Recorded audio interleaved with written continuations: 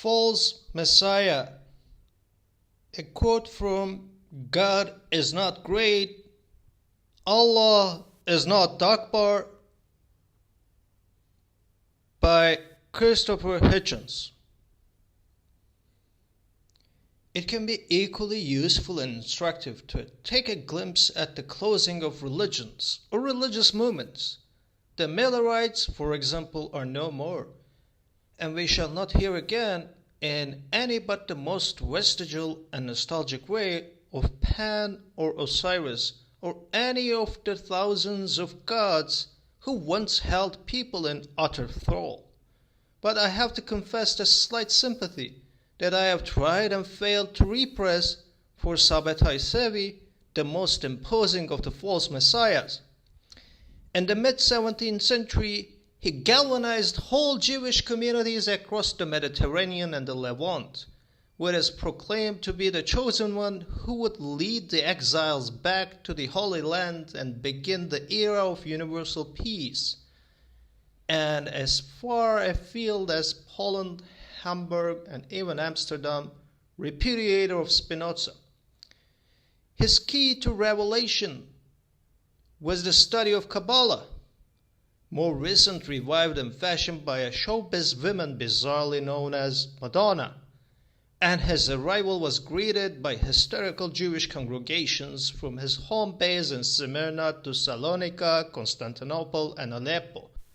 The rabbis of Jerusalem, having been inconvenienced by premature messianic claims before, were more skeptical. By the use of Kabbalistic conjury that made his own name the equivalent of Moshiach or Messiah when unscrambled from a Hebrew anagram, he may have persuaded himself, and certainly persuaded others, that he was the expected one. As one of disciples phrased it, the prophet Nathan prophesied and Sabbatai Sevi preached that whoever did not mend his way would not behold the comforting of Zion and Jerusalem, and that they would be condemned to shame and to everlasting contempt.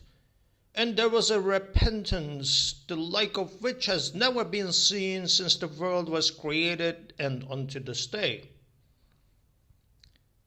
This was no crude Millerite panic. Scholars and learned men debated the question passionately and in writing, and as a consequence we have a very good record of events. All the elements of a true and a false prophecy were present. Sabbatai's devotees pointed to his equivalent of the John the Baptist, a charismatic rabbi called the Nathan of Gaza.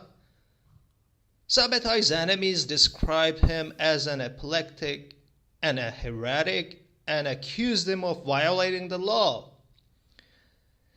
They in turn were stoned by Sabbatai's partisans. Convocations and congregations raged together and raged against each other. On a voyage to announce himself in Constantinople, Sabbatai's ship was storm-tossed, and yet he rebuked the waters, and when incarcerated by the Turks, his prison was illuminated with holy fires and sweet scents. Or not, according to many discrepant accounts. Echoing a very harsh Christian dispute, the supporters of Rabbi Nathan and Sabbatai maintained that without faith, knowledge of the Torah, and the performance of good works would be unavailing. Their opponents asserted that the Torah and good works were the main thing.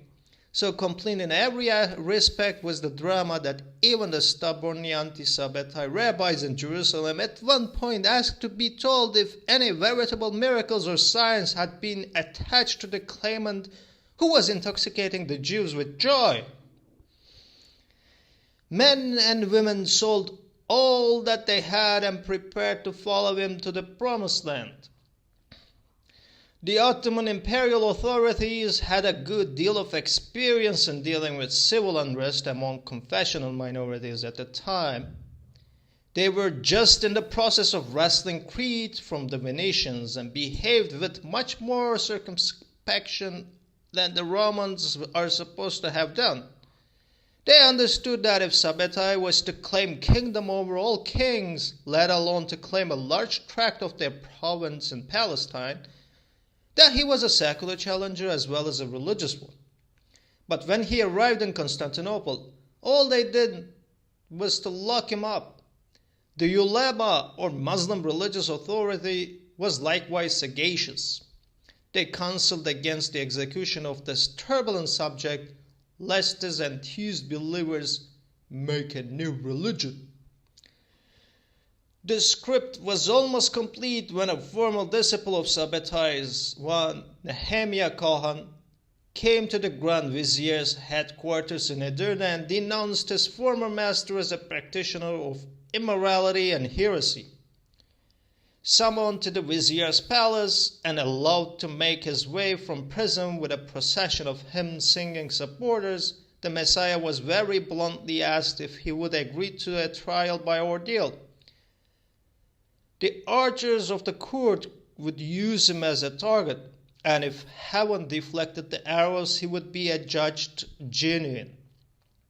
Should he refuse, he would be impaled.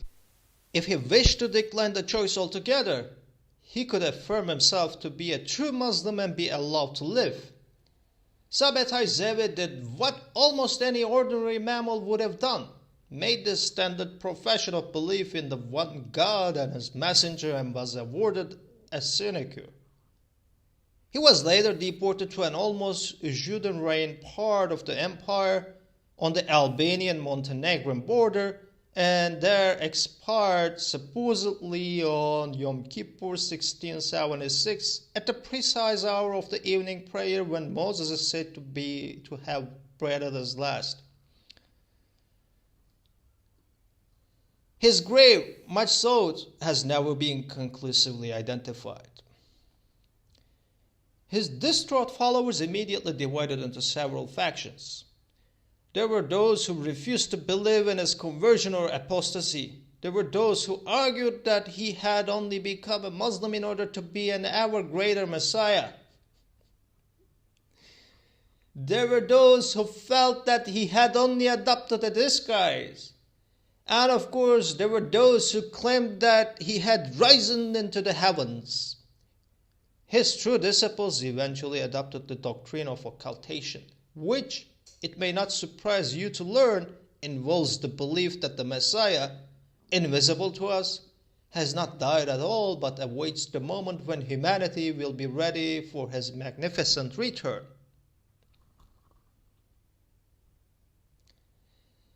So the Sabbatai Sevi religion came to an end and survives only in the tiny syncretic sect known in Turkey as the Dönme, which conceals a Jewish loyalty within an outward Islamic observance.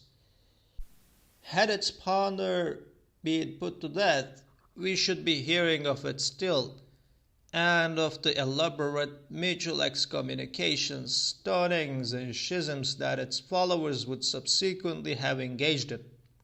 The nearest approximation in our day is the Hasidic sect known as Chabad, the Lubavitcher movement once led by Menahem Schneerson. This man's death in Brooklyn in 1994 was confidently expected to produce an age of redemption, which it so far has not. The United States Congress had already established an official day in Schneerson's honor in 1983. Just as there are still Jewish sects who maintain that the Nazi final solution was a punishment for living in exile from Jerusalem, so there are those who preserve the ghetto policy, which maintained a watcher at the gates, whose job was to alert the others if the Messiah arrived unexpectedly. Serving the not quite and might have been religions, one could experience a slight feeling of pathos, were it not for the constant din of other sermonizers, all of them claiming that it is their Messiah and not anybody else's, who is to be awaited with servility and awe.